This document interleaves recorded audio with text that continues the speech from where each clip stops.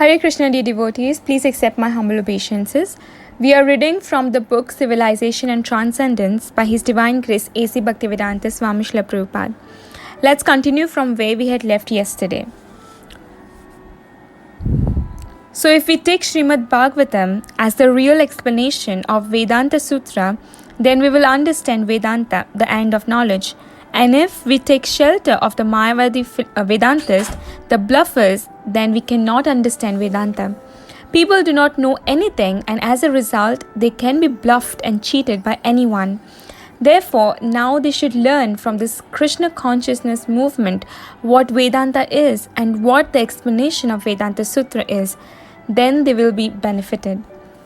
If we accept Śrimad-Bhāgavatam as the real commentary on the Vedanta Sutra, then we'll find that in the Śrimad-Bhāgavatam it is said, Kaler dosho nidhe rajan asti he eko mahaguna. In this Kali Yuga, which is an ocean of faults, there is one benediction, one opportunity. What is that? Kirtanad eva krishnasya mukta sangha param vrajet. One can become liberated simply by chanting the Hare Krishna mantra. This is real Vedanta, and actually, this liberation by chanting Hare Krishna is happening, but people want to be misguided, and there are so many bluffers to misguide them. What can be done? Vyasdev has already given the perfect explanation of Vedanta Sutra, the Śrimad-Bhāgavatam. So let people read the Śrimad-Bhāgavatam. Then they will understand what Vedanta is. Pushta Krishna. Then are the conclusion of the Vedanta Sutra and the conclusion of Śrimad-Bhāgavatam one and the same? Bhakti. Śrila Prabhupāda. Yes. Find this verse. Kamasya nendriya pritir. Pushta Krishna. Kamasya nendriya pritir. Labho jiveta yavata. Jivasya tattva jigyasa. Nartho yascheha karmabhi. Life's desires should never be directed towards sense gratification. One should desire only a healthy life or self-preservation, since a human being is meant for inquiry about the absolute truth. Nothing else should be the goal of one's works. Śrimad-Bhāgavatam 1.2.10. Śrila Prabhupāda. Yes, this verse of Śrimad-Bhāgavatam proceeds directly from the Vedanta Sutra. Atato Brahma Jigyasa. Now is the time to inquire about the absolute truth. Here, the very same thing is explained. Don't be entrapped with these temporary bodily necessities of life, sense gratification. You must inquire about the absolute truth.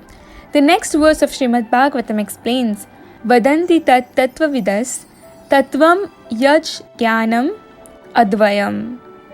Those who know the absolute truth describe him in this way. Tattva means truth. The truth is explained by the Tattvavid, one who knows the truth. How? Brahmeti paramatmeti bhagwan iti sabdate.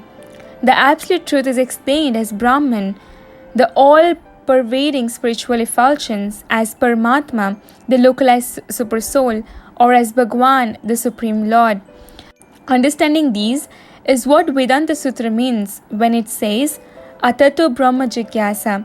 Now one should learn about the absolute truth, what Brahman is, what Paramatma is, what Bhagwan is. In this way, one should make advancement in his spiritual consciousness. The Mayavadi Vedantists follow the impersonal commentary of Shankaracharya, Shariraka Bhasya, but there are other commentaries on the Vedanta Sutra.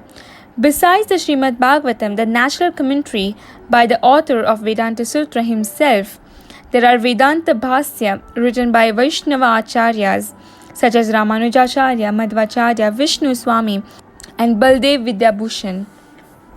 Unfortunately, the Mayavadi Vedantists do not care to read these Vaishnava Vedanta Bhasya. They simply read Shariraka Bhasya and call themselves Vedantists. Pushta Krishna. Why do Mayavadi Vedantists read only one commentary? What is the reason for that, Śrila Prabhupāda? The reason is that they want to read something that will confirm their illusion that they are God. The Mayavadi Vedantists cheat. Suppose I present some proposition. If it is a misconception, generally, There are others also who can say something to clarify this misconception. For instance, in a court of law, there are two lawyers. One lawyer is speaking on one point of the law. The other lawyer is speaking on another point of the law. But if the judge listens to one side only, then how will he make a proper judgment? Similarly, the Vedantists are simply reading Shariraka Bhasya. They are not reading other Bhasyas, such as Śrimad-Bhāgavatam, which is the natural commentary, and they are cheating people. That's all. Now the Vedanta Sutra says, Janmadi asya yatha. The absolute truth is that from which everything emanates. But this needs some explanation. One may ask, is there absolute truth personal or impersonal? Therefore, in the Bhagavad Gita, Krishna clearly says, Aham sarvasya prabhavo mata sarvam pravartate. I am the origin of everything. Everything comes from me. So why don't you Mayavadi Vedantists take it? Why do you simply remain stuck at the point that the absolute truth is that form which everything emanates? When Krishna, the absolute truth, comes before you and says, I am the origin of everything. Everything comes from me. Why don't you accept Krishna as the absolute truth? Why do you take the impersonalist view only, that the absolute truth has no form? Here is the absolute truth speaking, a person. Why don't you take it? Of course, if people want to be cheated, then who can stop them? In Bhagavad Gita, Krishna also says, Vedanta krit eva chaham. I am the compiler of Vedanta. Why do these rascals not consider who compiled Vedanta? Vyasadeva is the incarnation of Krishna. He compiled Vedanta. Why do these rascals not consider the original Vedantist, Krishna? They approach a Mayavadi instead. So how will they understand Vedanta? Suppose I have written a book. If you cannot understand something in it, then you should come directly to me for an explanation. That is sensible. Why go to a rascal who has nothing to do with my book? Similarly, some rascal Mayavadi may claim I am Vedantist, but why should I go to a rascal instead of real compiler of Vedanta Sutra? Those who approach the Mayavadi Vedantist for knowledge are also rascals. They are willingly being cheated. Let the Mayavadi Vedantist and their followers accept the conclusion of Bhagavad Gita and Śrimad-Bhāgavatam. Then they will understand Vedanta Sutra. They will be real Vedantists. Otherwise, they will remain cheaters. So if you go to a cheater, you'll be cheated, and that is your business. Pushta Krishna, Srila Prabhupāda, are you saying that the Mayavadis have no knowledge at all? Srila Prabhupāda, once again, Vedanta means the ultimate knowledge. And what is that knowledge? Krishna explains in the Bhagavad Gita 7.19, Bahunam janmanam ante jnanavamam prapadyate. After many births, one who is actually in knowledge at last surrenders unto me. So unless one surrenders to Krishna, there is no jnana, no knowledge. Therefore, Mayavadi Vedantists are all nonsense. They have no knowledge at all. The subject matter of ultimate knowledge, Vedanta, is Krishna, God.